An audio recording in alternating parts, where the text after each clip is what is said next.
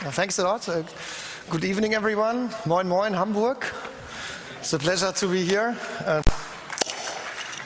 This is not for making advertisement for the delicious Moritz Fiege beer from Bochum, but it's rather for medical reasons to soften my voice. So the talk, we can't see anything, can we? Can we put slides on? Beautiful. So, title of my talk is Milking the Digital Cash Cow. This relates to a fairy tale of the Grimm brothers. The German, there's a Goldesel, and if you say something mean to the Goldesel, he shits gold. And I noticed here on the 29C3, if you say to certain girls, you say something mean, you get a red card instead. No gold here. So we are going to milk the digital cash cow. And I'm coming from Bochum, from the very west of Germany, from the Ruhrpott, where the air is very black because of the coal mines.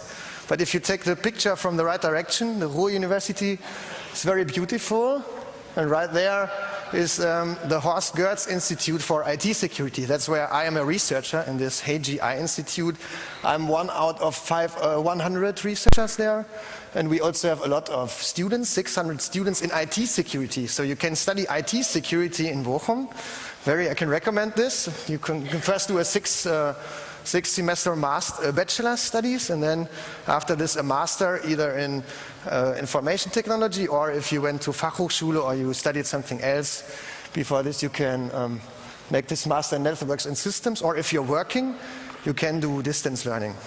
And that's what I am doing. So I'm now very proud to be in my 27th semester studying electrical engineering and information technology, and did a lot of research. And in this, I'm going to show some of this here.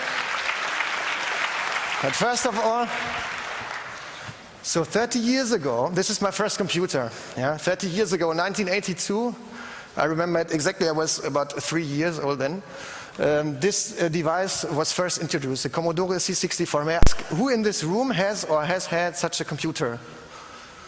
Okay, it's at least more than half, more than half of the room. And it's a very beautiful computer, and because it's to celebrate the 30th anniversary of this computer, I have decided that in parallel of my talk, we will play a nice Commodore C64 game.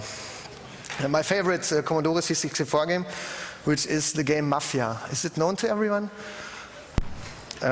It fits quite well to the talk. So we first have to load the game. Mafia.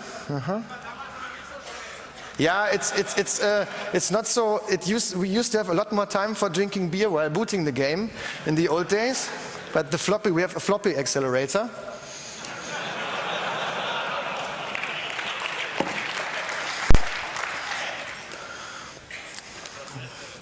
It's starting. So the game is, this is the beautiful graphics of the Commodore C64.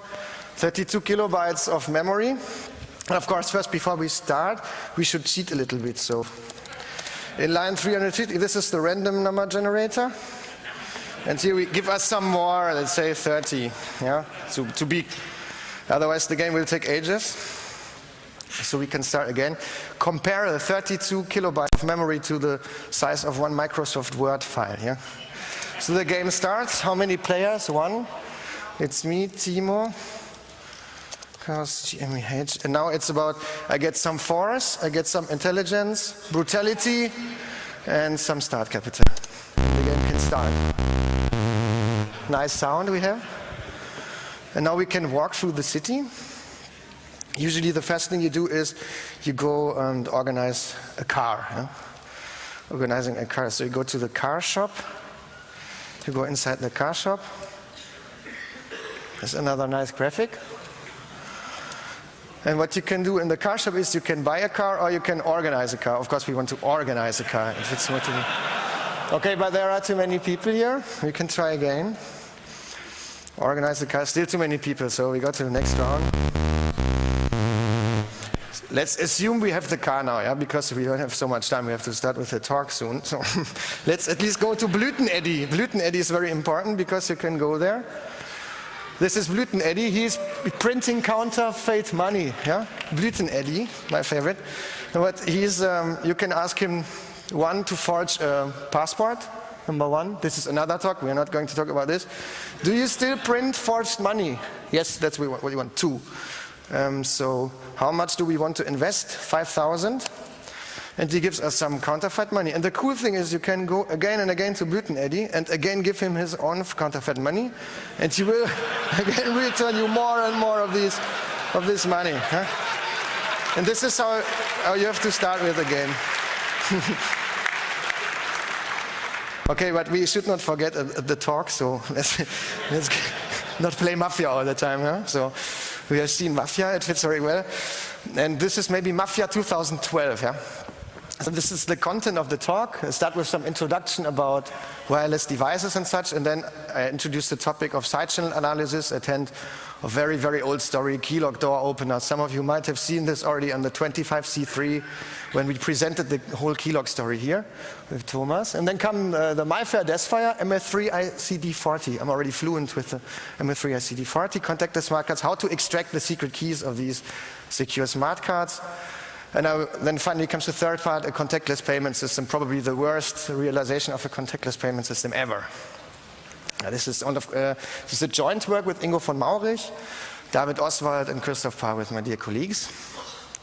All right, and this is what my research in the past years was about. So all these embedded wireless devices, you all will have some like this in your pockets, like to open doors, for contactless payments, identification purposes, for ticketing, to open and close your car, for governmental identification, or here these RFID enhanced pacemakers that you can reprogram through the human tissue. Here the attacker model is accelerated heritage, like set the heartbeat of your grandfather to 220 beats per minute.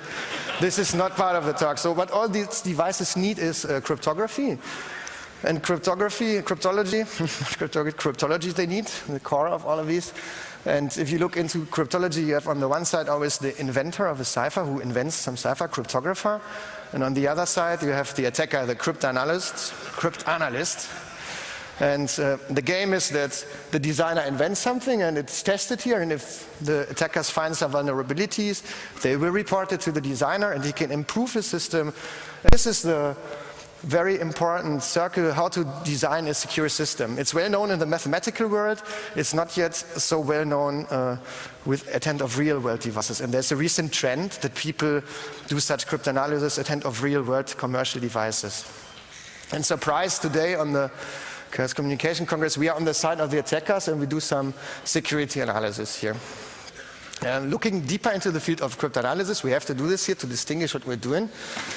We have got the classical cryptanalysis. Classical cryptanalysis works at hand of a mathematical model and abstract description of the cipher or the cryptographic thing you want to analyze. So you can do brute force attacks, given a plain text and a cipher text, try all possible secret keys until you find the correct one.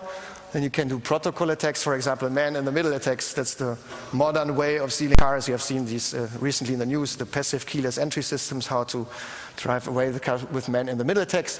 And then we have the classical mathematical analysis. This is what Nicolas Courtois is doing in the other room currently with the Russian cipher Ghost. So really hard mathematics. And we are now on the right side of the picture, where this, say, very secure cryptographic primitive is put into an electronic device. And there we have completely new attack vectors. So you have got it in your smart card, on your mobile. Then you can do some implementation attacks. For example, active implementation text is fault injection. For example, you manipulate the power consumption, the power voltage supply of the device, or you shoot on the circuit with lasers, optical fault injection. You want to induce a fault and then somehow extract the secret key. Or you do reverse engineering, either from software, so you disassemble some code and you look for the secrets in that code, or as Carsten Mohl did years ago with the MIFARE Classic chip, you reverse engineer from hardware by taking microscopic pictures. And we are now focusing on the side channel analysis, which is a passive type of attack, which means that the device is operating under its normal operating conditions, and we just passively observe it while it's doing its normal things, and then we try to conclude with the secret key. And I would like to explain this at hand of a bank robbery. Yeah? So say you have got this safe here, and you want to open this safe. What you can do is first you can try all possible combinations of this lock, do a brute force attack, and you will try for years and years, and you will never open this Trésor. But there are different approaches. So let's see how it is done in Mafia. Yeah. Back to Mafia, I saved some state. Because to break into a bank in Mafia, you first have to have a certain criminal status. You first have to be at least kleiner Fisch. And here I'm already Ganove, so this is a freezed state. Ganove. So let's go to a bank. We're going to the bank. It takes some time. The bank is on the left side somewhere beside the supermarket. This white thing there. We're going to the bank. Enjoy the nice graphics while I enjoy a little bit of field view.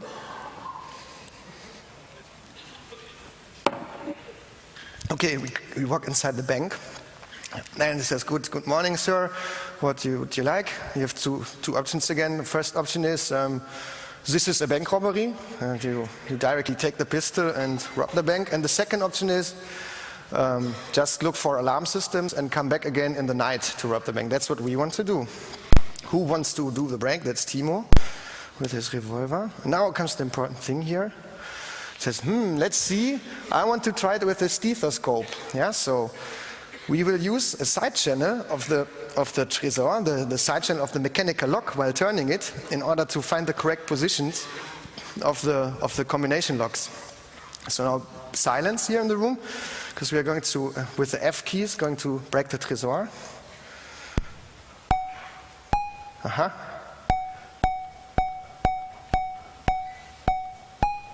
Oh, this was bad. Probably there will be an alarm. Ooh. This was my fault. Okay, no alarm here. Not successful bank robbery. Oh, that's bad. That's bad. Something went wrong. Devil. Oh, that's bad. But I hope the principle. I think there is no time now for this shooting thing. It will just take too long. I hope the principle of the side channel attack has become clear. So the professional thief just takes this stethoscope and listens to the sound of the mechanical locks in order to find the correct combination one after another. Yeah? It's like the divide and conquer principle that we're using here. And we do exactly the same, just at hand of some electronic device which is performing cryptography. Yeah? For example, here these key lock remote controls. They're used to open cars or garages. And if you look inside such a remote control, it possesses a counter, and each time you press on the remote control, the counter is increased by 1. And then it's encrypted with a cipher, in this case the key lock cipher, and the output is then sent to the car, the rolling code. It's the encrypted counter.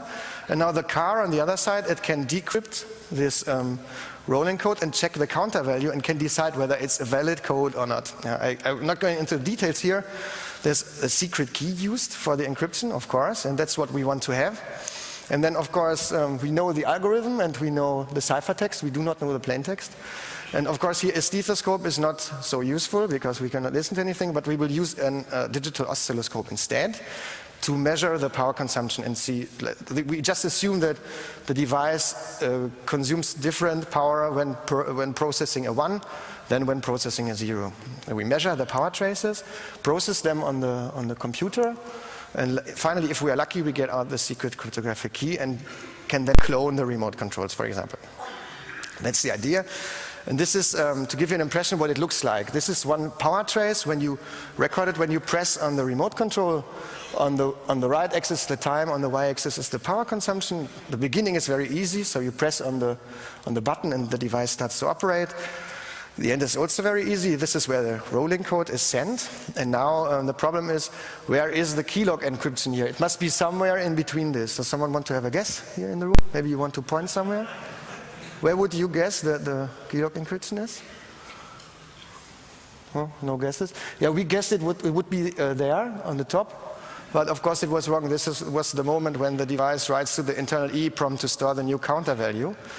And after some more months, this is the worst part of all of it, we found that the key lock is just here. Yeah? So between 21 microseconds and 24 milliseconds and 24 milliseconds is where the key lock takes place. And this is what took the most time for the attack.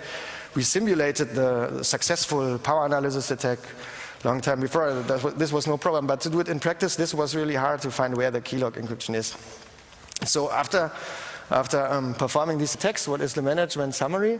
You press 10 times on such a remote control and measure its power consumption, and then you can extract the 64-bit secret key of Keylock and clone the remote control, which is not very impressive. Then we had another attack, an improved attack. There's a so-called manufacturer key in the Keylock system. And we can obtain this manufacturer key from only one power measurement without knowing neither the plain text nor the ciphertext. That's quite impressive for mathematicians. They can't figure this out still. And this manufacturer key is very important for the Keylock because the keys of each remote control of one manufacturer are derived from this manufacturer key and a serial number of the remote control. So each time I press on the remote control, it sends its serial number and then the rolling code. So if I know the serial number and I know the manufacturer key, then I can clone such remote control from a distance, as was shown here on German television, Dreisat, years and years ago. It's dinosaurs. But it's still, to understand that this is a more devastating attack because it leaves no traces. So we come with our car, Professor Pa and me in the car. We park in front of the garage, and there comes the victim. And the victim now opens the garage, and we eavesdrop this encrypted rolling code. And the victim is leaving. Of course, she doesn't notice us because we are hidden in the car. And now, with the help of the manufacturer key, we get the secret key of the remote control and produce the next valid counter value in order to open the garage, and then we can walk inside the garage and, for example, put something into the garage, whatever you want to do there. Yeah, this was years and years ago, and after the attack, there were basically 3 reactions from the industry. So one reaction was that companies ignored us. That was quite often. Then more often were companies that hated us. For example, I got known to the Dachverband of Garagentorhersteller the next day after the press release.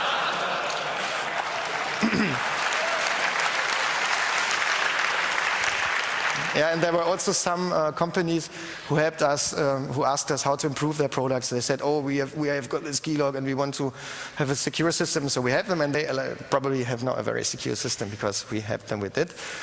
This is interesting, but the question is, what does it mean for Mafia? For Mafia 2012, if you go to the car machine, there are now more options. So first, in 2, you can crack the manufacturer key of one manufacturer, and in 3, you can eavesdrop the code and then open the car. But of course, number 4 is the traditional way of organizing a car has to be in the list still, because compared to the efforts of extracting manufacturer keys and opening a car, the traditional way of just smashing a window, if there is no alarm system present, it's still an option for sure. So this was the very old story keylog, and it was didactically a problem because many people thought that these side channel attacks can only be applied to or mathematically broken ciphers such as keylog. So we looked for other targets, and we found the NXP MyFair Deathfire card, which is a contactless smart card, so it does not have any contacts, and it uses the triple death cipher with a 112-bit key. It's widely used for payment, for ticketing, access control, for identification by many companies and other guys. And it has a 4 kilobyte non-volatile memory. And inside this, you can create something like, it's similar to a Linux file system. They're called applications, but each application is rather a folder, and each folder can contain up to 16 files. And then you can give access rights on the file level. So for each file, you can say 1 out of 14 keys for each application what you may do with the file. Read it, write it, delete it, anything. And there's also a master key for each Deathfire card, which is if you know the master key, you can, for example, format the cards.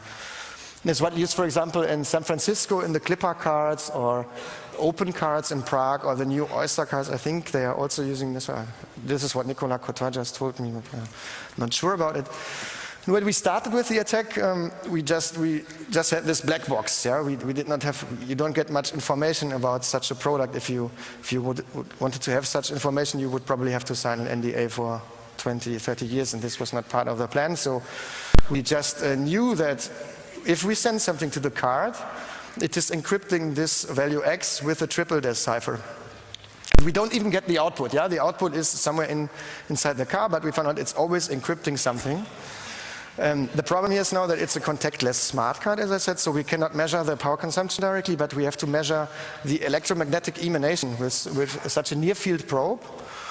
And it's an RFID card, that's another problem. So we first need something to communicate with the card, control PC, and to communicate with the DESFire card we use our self-built RFID reader, and you can build it if you like. It's an open source project.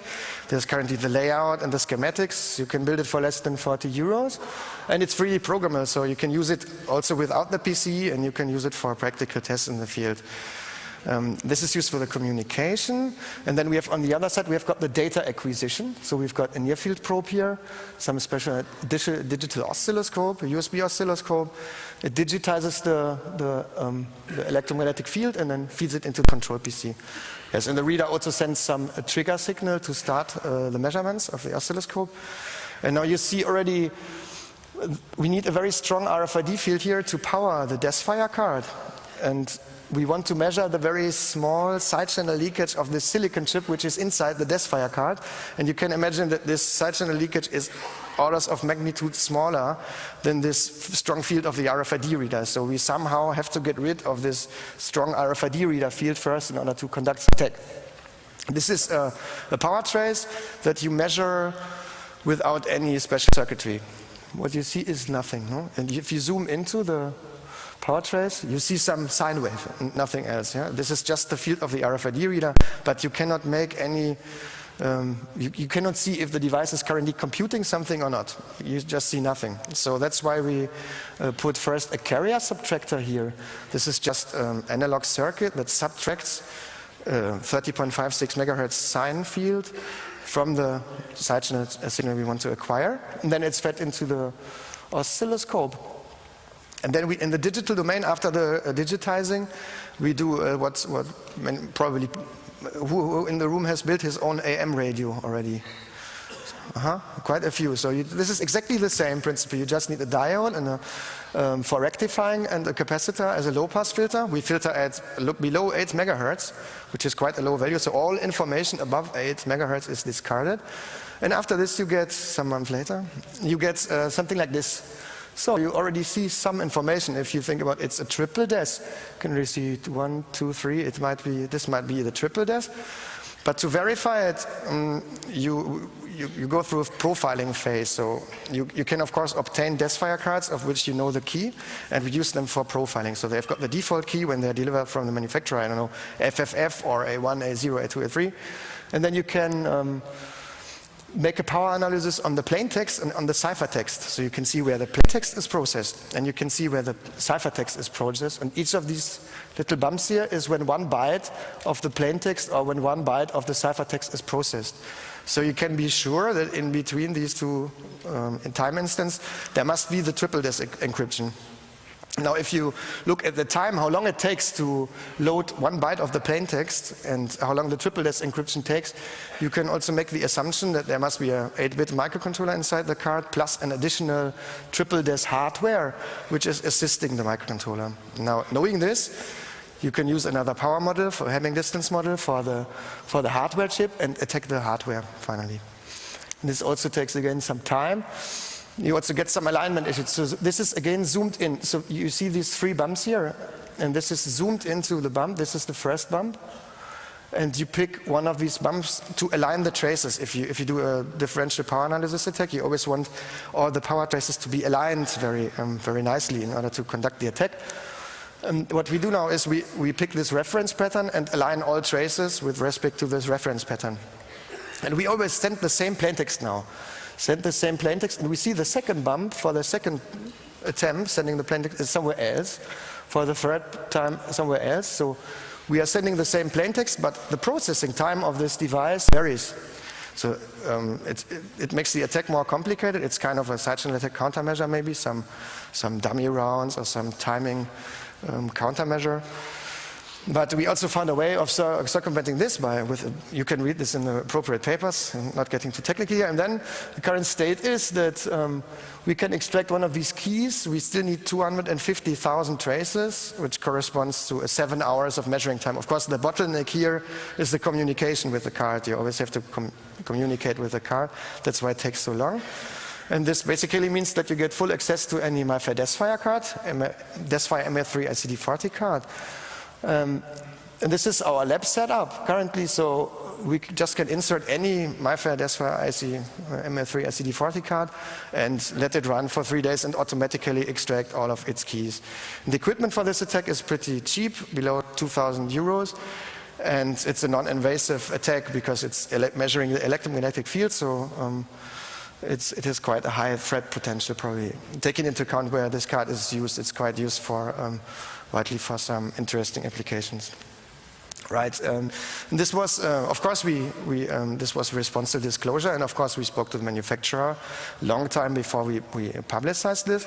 So in the meantime, the DESFire card was discontinued about June 2010, and in the meantime NXP had the DESFire EV1, some follow-up product on the market, and is now selling these cards instead of the MA3 ICD40 DESFires. So this is a very good example for this circle I mentioned at the beginning. And yeah, you can analyze a lot of systems that use these DESFire cards. One example where the DESFire card is still used is the Open Card system in Prague. So the Czech Republic has invested 40 million euro for this project. About 500,000 cards are issued there. And it's a multi-application contactless card, so you can use it for the public library. You can also use it for parking in the city center if you need a parking space. And it's also most interestingly used for the public transport, so you can buy a yearly ticket onto your Open Card, which is already quite a lot of money. And usually these Open Cards are personalized, so you fill out a lot of forms with photograph and all your personal data is stored in this. But the data and privacy movement in the Czech Republic has put some pressure on the politicians, and now you can buy also anonymous Open Cards, but it's quite complicated because you have to fill in a lot of Czech forms, but it's possible, and I bought 10 of these, and we analyzed them and extracted the master key of one card and of other cards, and this master key is identical for all Open Cards. This is of course already quite good because you can format any card of these. And we extracted further all secret keys of all the applications. Yeah.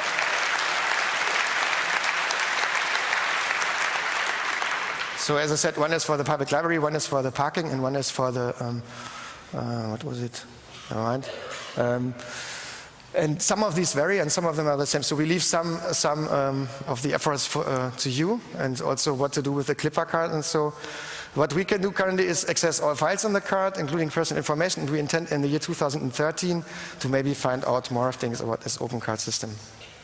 All right, it's time to get to the contactless payment system, but first I want to introduce another nice tool that we have developed, another open source tool. It's a Chameleon. It doesn't look like a contactless smart card, but to an RFID reader it appears like a contactless smart card.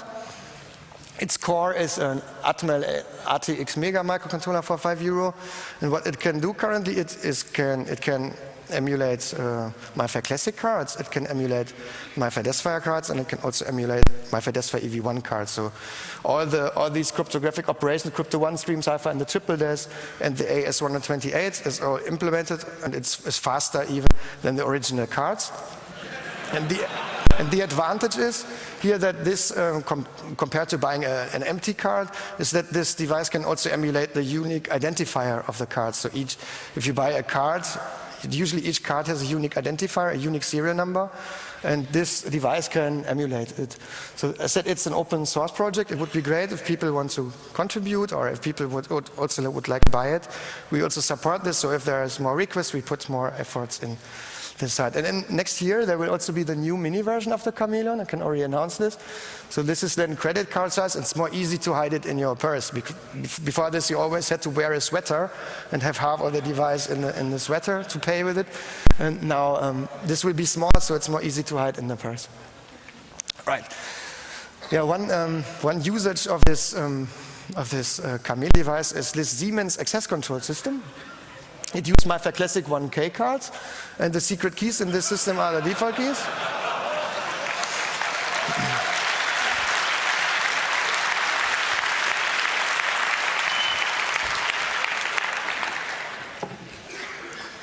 And they use the unique identifier, and there's something stored in the first block of the first sector.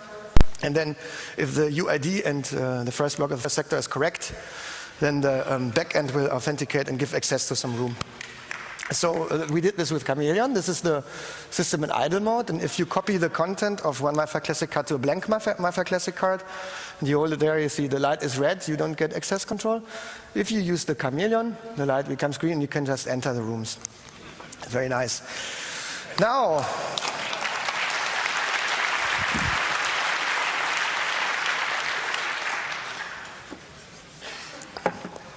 we finally come to the probably worst realization of a contactless payment system ever. So this is we called it ID card for employees. So we anonymized the manufacturer for years and years, but in this small trustworthy circle, we can now reveal that this is exactly what is in my student's identity card and many of your student identity cards in Germany in many different universities.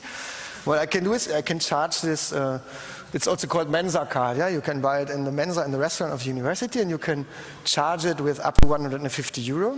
And you can, it's also used for access control to some students' apartments, or for paying the washing machine, or for copy and print service, all this stuff. It depends on the university, and according to the manufacturer Intercard, there is more than 1 million cards of these in the field with exactly the same configuration. We interacted with the card and we saw there is MyFair Classic chip inside.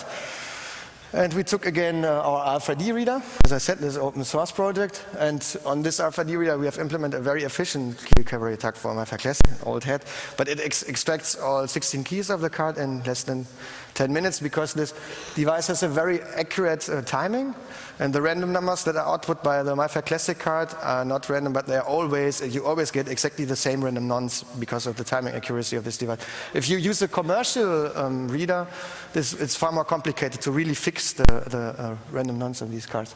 We tested it on the student identity cards. I tested it on my card and on the card of another student and on another student, and they all contain the same secret keys. This is of course a very good idea. This is an invitation for fraud. Yeah? Very good system design. Yeah? To use MyFair Classic card and put all the same identical secret keys in all that. Beautiful. So once you have extracted these secret keys, you can just, we went this repeated pay and compare approach. So we go paying and we look what has changed on the content of the card. You read out the card, what has changed, and we found inside of the card is an additional card number in addition to this unique identifier. Then there is the credit balance. It's just stored in plain without any additional protection. And there's some other data like last payment per terminal used and so on.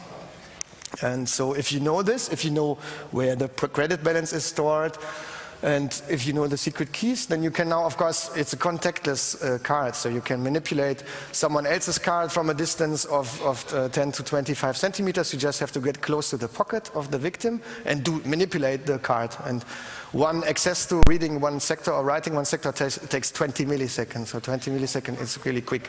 There's quite an attack potential here. Yeah, and we did some real world tests, of course.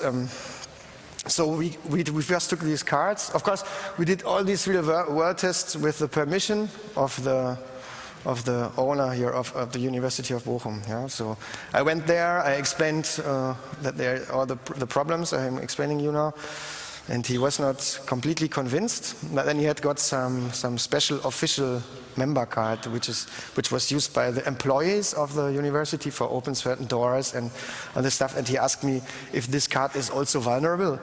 And I had programmed on this RFID reader, I had programmed some program that lights a green LED. It always tries to write 100 euros onto a card, and the green LED will only light up if this was successful. Yeah, so he gave me his card and asked if it's also vulnerable, and I just swept it over the antenna. I saw green LEDs on, okay.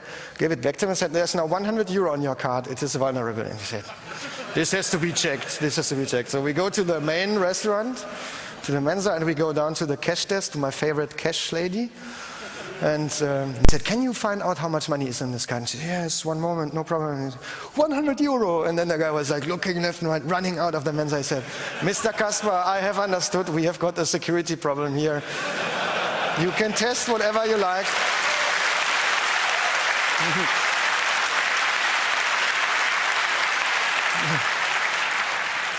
So he said, eat as much as you can, test whatever you like.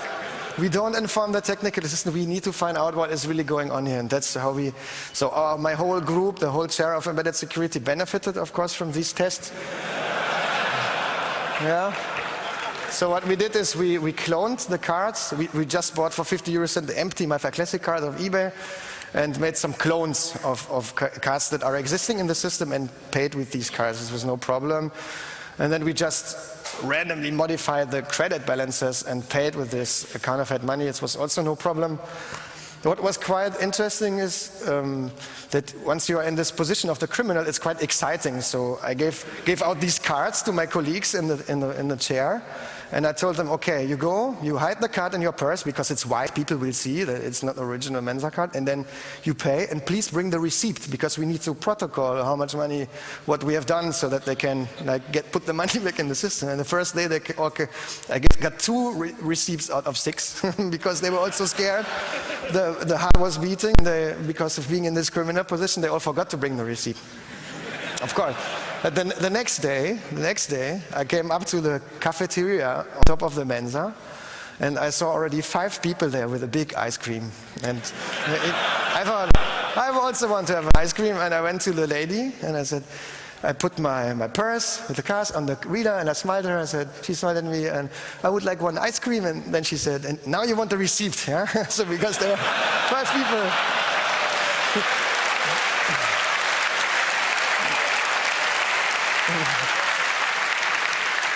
Yeah, there were 5 people buying ice cream, and they all wanted a receipt for the ice cream.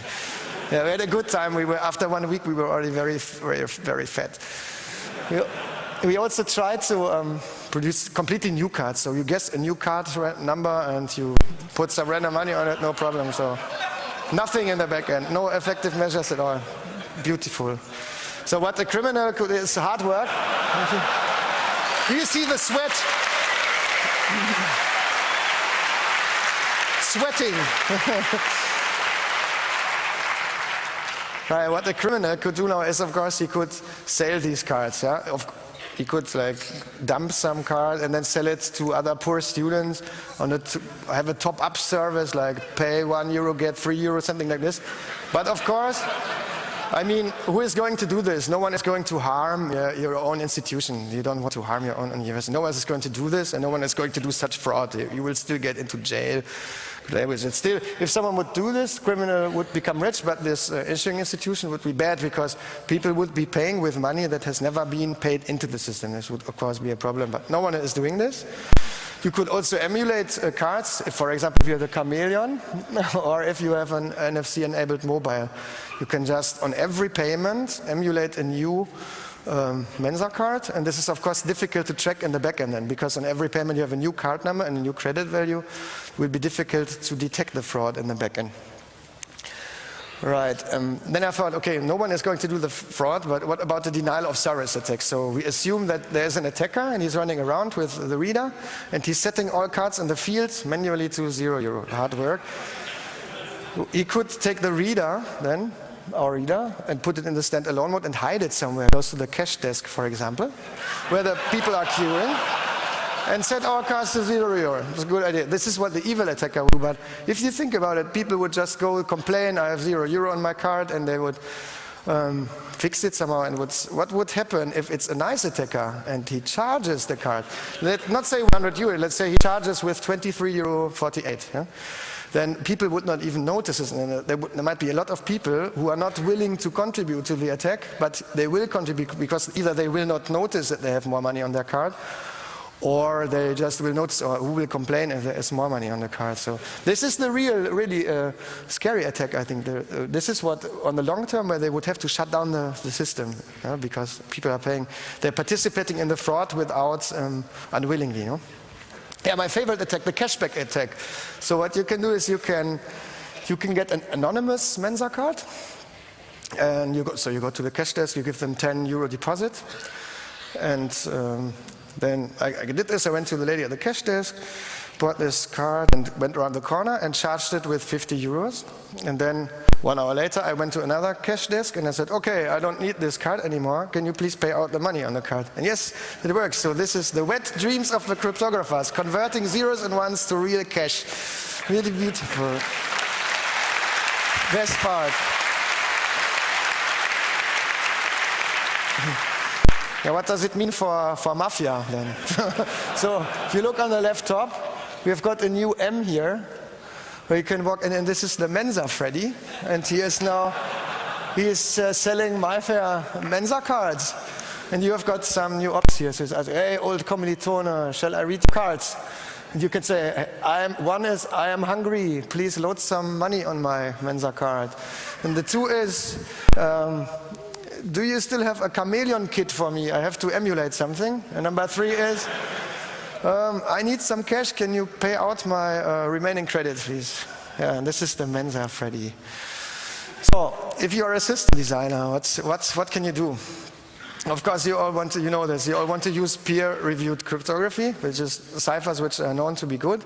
Of course, you can add some obscurity on top of this. It doesn't harm the thing. Yeah? If you want to use some proprietary thing, of course, if the core of your application is some good peer-reviewed crypto, okay, go on then, put some obscurity around it. It cannot harm the application end of the day.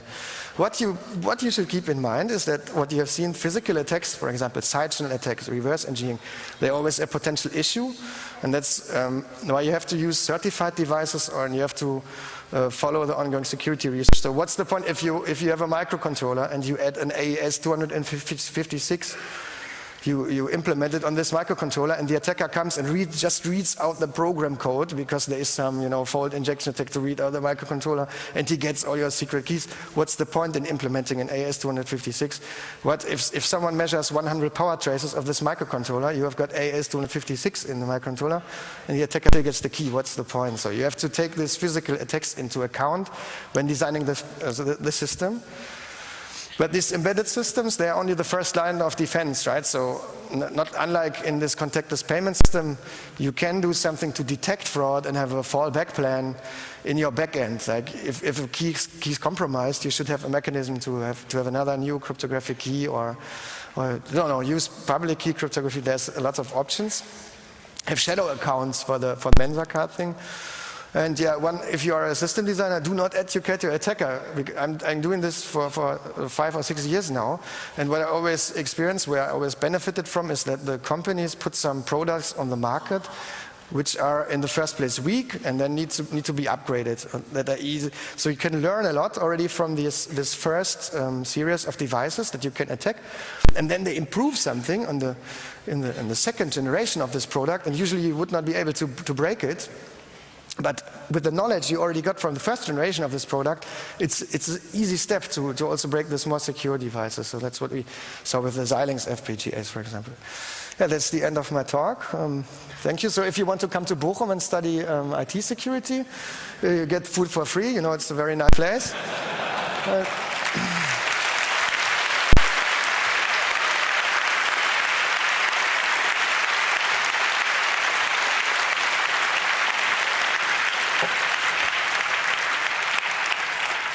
Yeah, thank you, Timo. So I guess there might be some questions. So if you'd like to ask a question, please queue on the microphone. Do you have any question from the internet?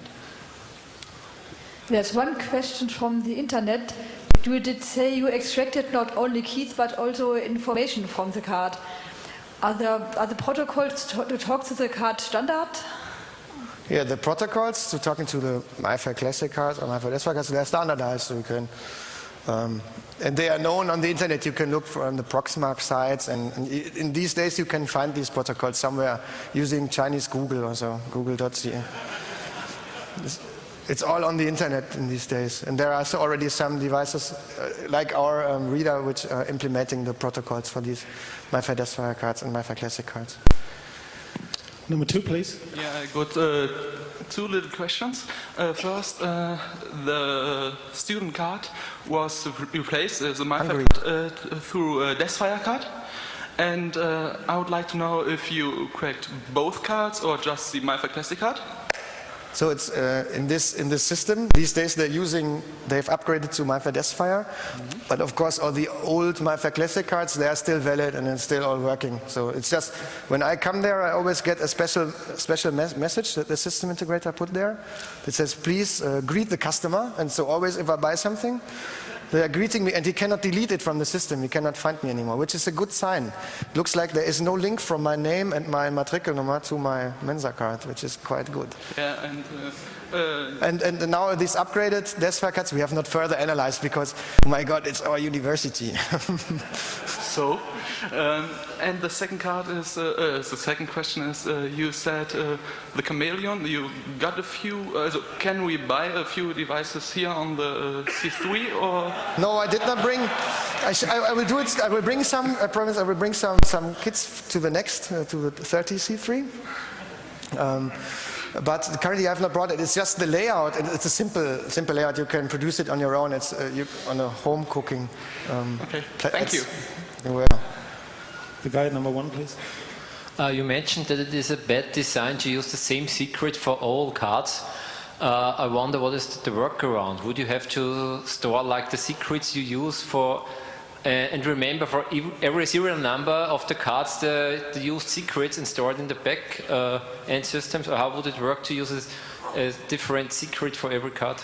Yeah, one option is, as they did in the keylock case, where you've got this master key, but it's also bad because you also have a single point of failure.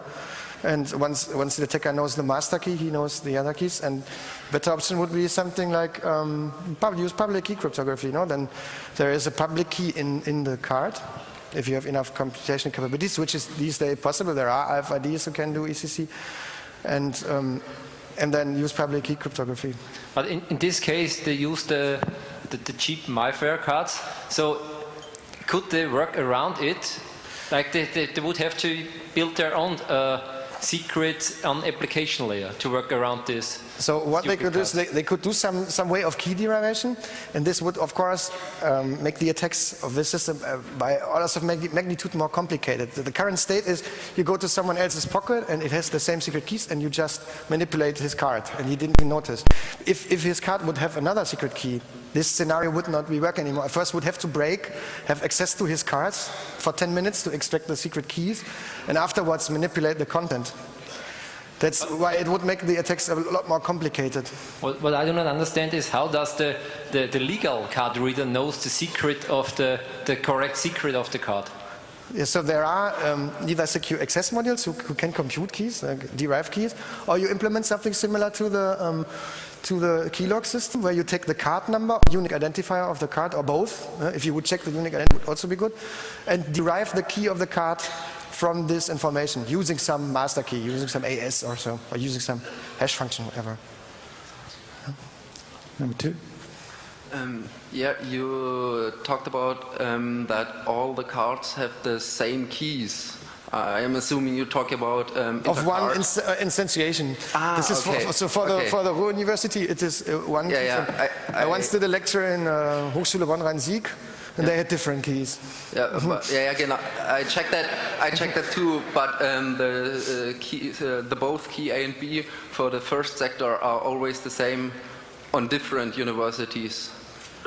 Are they? But probably because these sectors are used, because the credit value is stored in yeah, they are stored in now. But the first sector, they put there some proprietary MyFair application directories. Somewhat, they all look the same at different universities, but always have the same keys. Are you having this business already then?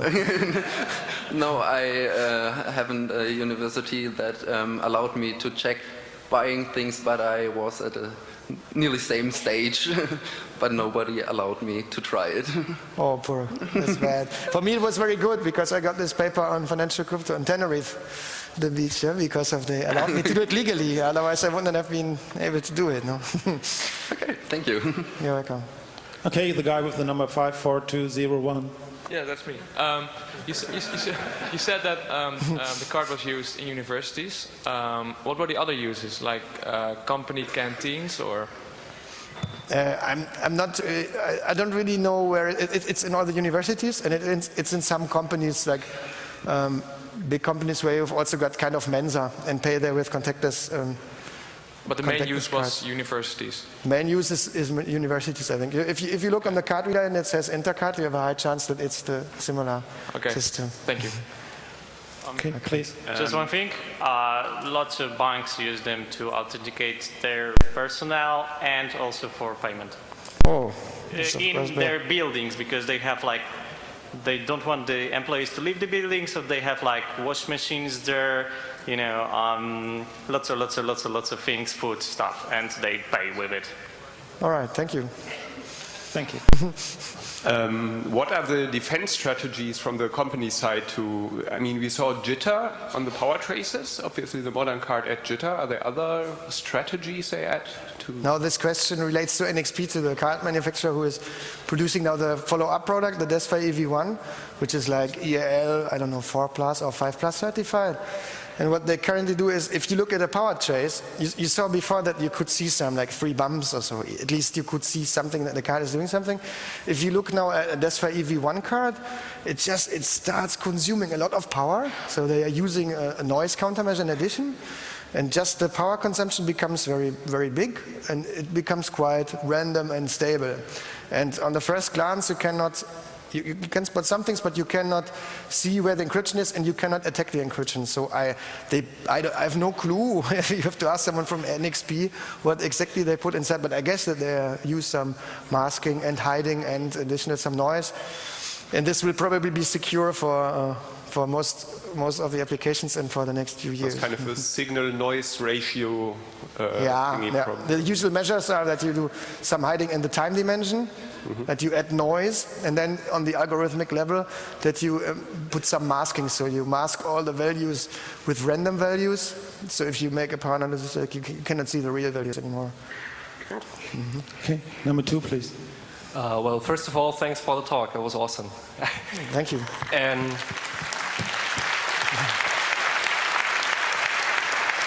you get a free Fiege beer after you can collect it.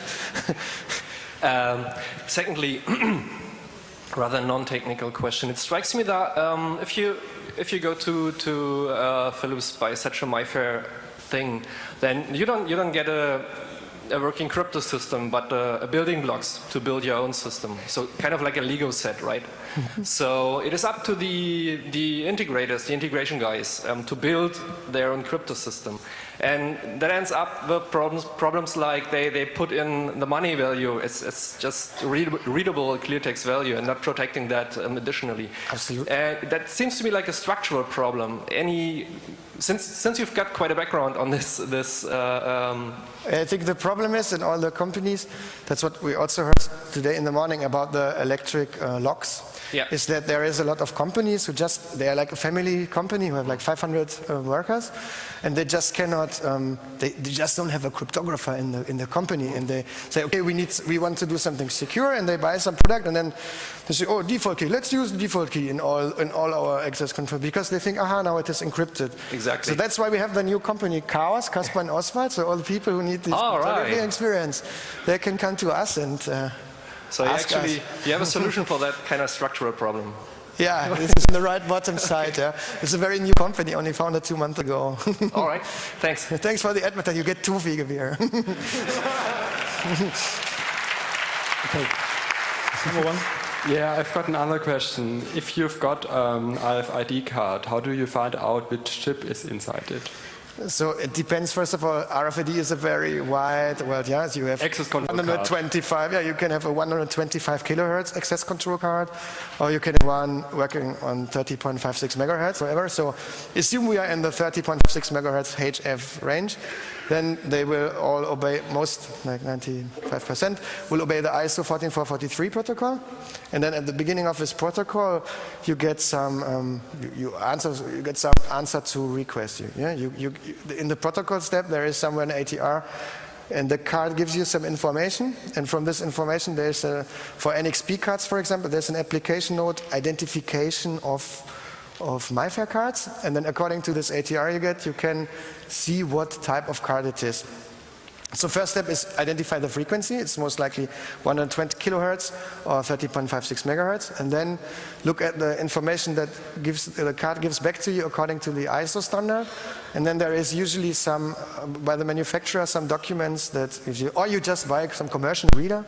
There comes a program with a commercial reader. You put the program, or buy this NFC smartphone and get this NFC tool and put the smart card on top of it. It will tell you what smart card it is. If it's not reacting, it's probably a 125 kilohertz smart card. And you have to do the same for the 125 kilohertz domain. Okay. Complicated, no? Number 4, please. Did I get this right? It will take 10 minutes to read out the keys of a completely new card. MIFARE Classic card is one sector key is 30 seconds. With our implementation, 30 seconds for one key. So you put the card there, you wait for 30 seconds, and you have one MIFARE Classic key. But this applies to the MIFARE Classic. Do not confuse it with the MIFARE DESFire card. For the MIFARE DESFire card, 7 hours for one key. Okay, 7 hours. Yeah, and this is 7 hours and 250,000 traces. If you compare this with 10 traces for the keylock remote control, you just needed 10 power traces, and now you need 250,000. It is because of the countermeasures and the disturbing strong RFID readers field. Okay, do you really need those 7 hours, or could it be that if you're lucky, you find a matching key after 10 minutes or 15 or 20? No, that's very unlikely. So usually you will need these some hours for it. It's an average value, 7 hours. But these attacks can still be improved, like you can do template attacks and all these things. Okay. But it's in general sufficient if you have one card, you can borrow it for a while and extract the key. I need only one card, and then, okay, I see. So you can put any card into this lab setup, you press on play, and then you go away, and you work.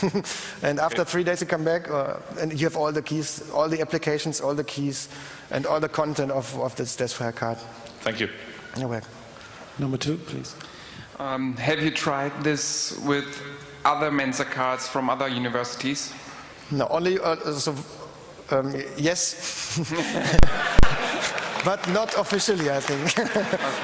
I think I only read out the cards, but I guess I never went eating for free. Okay, I got an Intercard here. Is it just the same?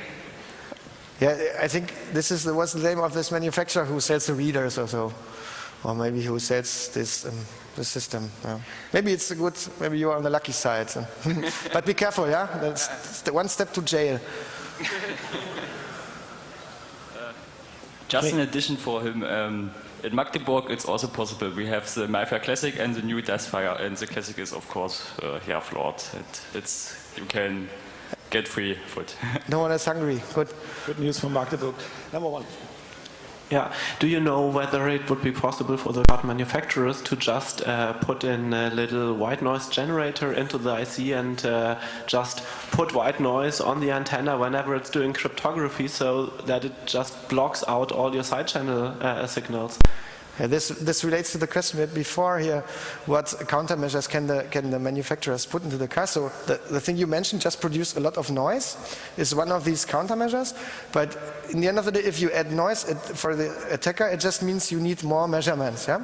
If you then acquire 2 or 3 million measurements, you will still be able to read the card. So you need to find a compromise between the different countermeasures, which is appropriate for a system. And you will come to some point where you say, no, it now takes 1 year and 10 million traces. Now my card is secure enough. I mean, if the white noise would be like 40 decibels above the side channel, you would have a real hard time seeing any signal in there, even if you have so many samples. No, I would say the white noise just averages out on the long term. So if you average over this white noise again and again and again, it will become 0. And only the side channel leakage will remain.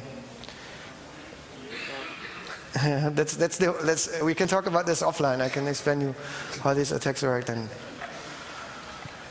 Okay, thank you all. Thank you, Timo, for the great talk. A great audience.